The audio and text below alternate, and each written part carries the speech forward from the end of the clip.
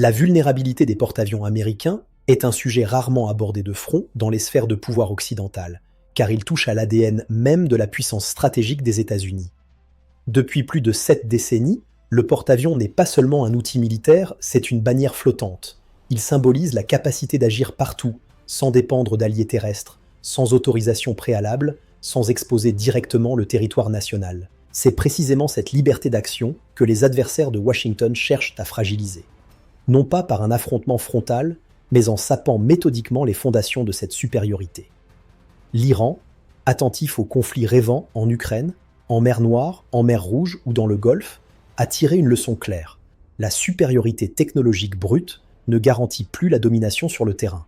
Ce qui compte désormais, c'est la capacité à installer le doute, à créer des zones de risque où la décision adverse devient plus lente, plus prudente, plus contrainte. Le missile Khaybar-Shekan s'inscrit dans cette logique. Il ne s'agit pas simplement d'un projectile balistique, mais d'un élément intégré dans une stratégie de dissuasion régionale pensée pour exploiter les limites humaines, politiques et psychologiques de la puissance américaine.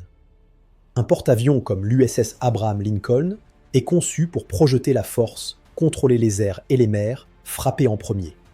Sa défense repose sur l'idée que toute menace sera détectée et neutralisée à temps. Mais cette promesse dépend d'une chaîne complexe. Capteurs, satellites, liaisons de données, décisions humaines sous pression. Cette chaîne n'est jamais infaillible. Plus un adversaire multiplie les vecteurs, les trajectoires, les vitesses et les signatures, plus elle se tend. Le Khaybar-Shekan exploite précisément cette fragilité. Sa trajectoire n'est pas strictement balistique, ce qui complique les calculs d'interception et réduit la fenêtre de réaction. Ce n'est pas une arme miracle, mais une pièce intelligente dans un système plus vaste. Intégrée dans un scénario de saturation combinant drones, brouillage électronique et tirs multiples, le véritable enjeu n'est plus de savoir si le système Aegis peut intercepter un missile, mais combien il peut en gérer simultanément sans défaillance. La défense antimissile fonctionne sur des probabilités, jamais sur une garantie absolue. En situation de saturation, ces probabilités s'érodent. Il suffit d'un échec pour que l'hypothèse théorique devienne réalité. Dans une zone géographiquement favorable à l'Iran, où les distances sont courtes et les points de lancement nombreux, l'avantage défensif change de camp. Téhéran n'a pas besoin de projeter sa puissance loin de ses côtes. Il concentre ses moyens dans son espace stratégique immédiat. Chaque kilomètre parcouru par un porte-avions réduit son temps de réaction face à une menace potentielle. La doctrine iranienne ne vise pas la destruction instantanée de l'adversaire, mais l'érosion progressive de sa liberté d'action.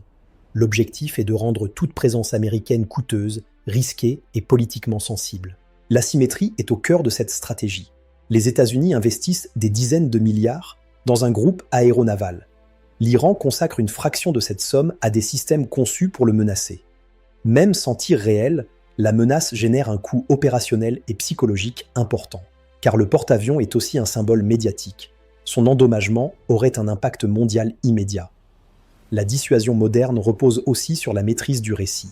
Le Khaybar-Shekan alimente l'idée que la suprématie navale américaine peut être contestée. Les États-Unis adaptent leur doctrine, mais chaque ajustement souligne l'existence d'une vulnérabilité.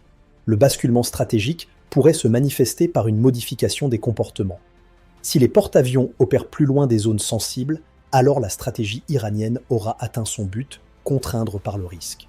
Le porte-avions pourrait perdre son aura d'invincibilité. La question essentielle est de savoir si la possibilité crédible de destruction suffit à modifier durablement le comportement des États-Unis.